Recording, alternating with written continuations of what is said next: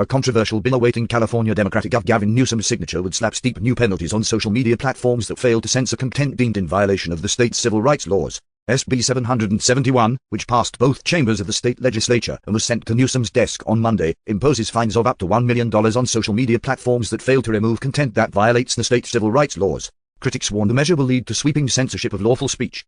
Lawmakers defended SB 771 by citing rising incidents of hate-motivated harm, including hate crimes involving anti-immigrant slurs. The bill's text also references data from the Human Rights Campaign and the Center for Countering Digital Hate, showing a 400% rise in anti-LGBTQ+ disinformation and harmful rhetoric on major social media platforms. If people think platforms remove their content too much now, they should expect to see the pattern significantly intensify with this law, Shoshana Weissman, director of digital media at the R Street Institute, told the Daily Caller News Foundation. Rather than risk liability for showing users content one could argue violate a law, platforms will over-moderate and remove posts in order to stay out of court.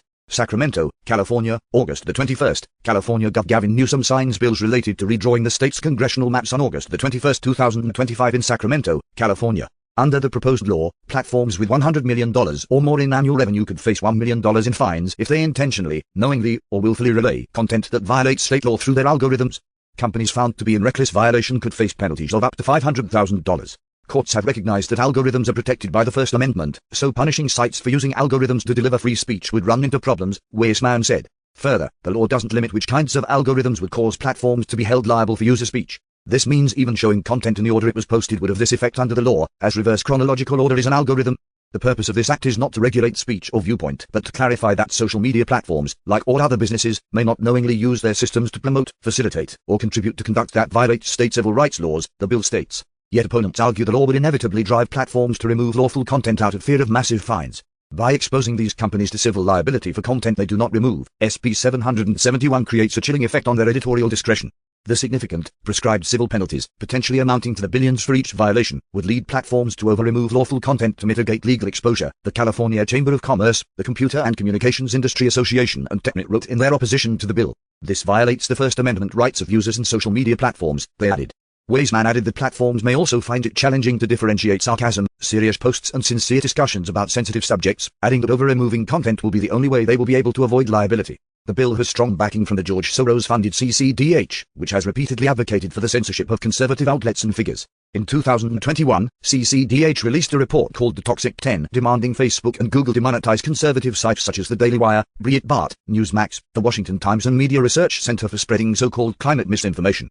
Emails obtained by the House Judiciary Committee also revealed that the Biden White House used a separate CCDH called Disinformation Dozen to pressure Facebook to censor the accounts of those critical of vaccine guidelines.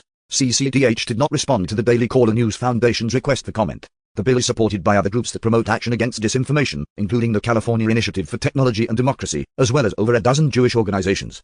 However, it has also drawn opposition from a coalition on the left, including Voices for Justice in Palestine, the California chapter of the Council on American Islamic Relations, Code Pink, If Not No California and Queers Undermining Israeli Terrorism. If enacted, critics say SB 771 would likely face legal scrutiny under Section 230 of the Communications Decency Act, which shields platforms from being held liable for user-generated content. The Golden State has been at the forefront of efforts to regulate so-called hate speech, though it has been forced to walk back some measures after constitutional challenges.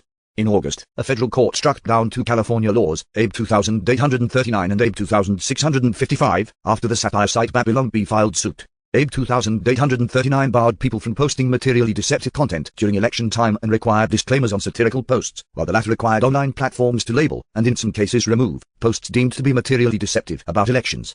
The state agreed in February to stop enforcing parts of a 2022 law that compelled platforms to disclose how they moderate what the statute describes as hate speech, extremism, or disinformation, following a legal settlement with Elon Musk's X Corporation. Meanwhile, Google, YouTube's parent company, admitted Tuesday that Biden administration officials repeatedly pressed it to remove video content that did not violate company policy, but was nonetheless deemed by the administration to be misinformation.